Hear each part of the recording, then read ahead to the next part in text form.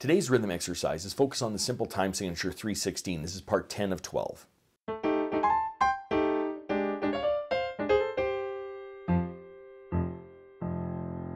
Welcome to my studio, Bach To Basics. This channel is where you can find some videos to further your music studies. Now, while I binge watch the squirrel in my backyard, let's read some rhythms.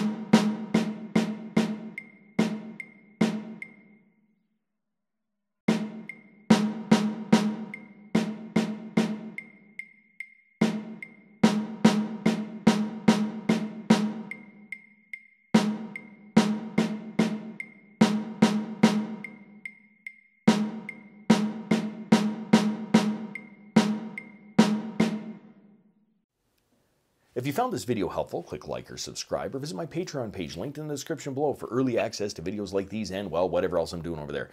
Thanks very much for watching. I'm just a music teacher having fun. Catch you on the next one.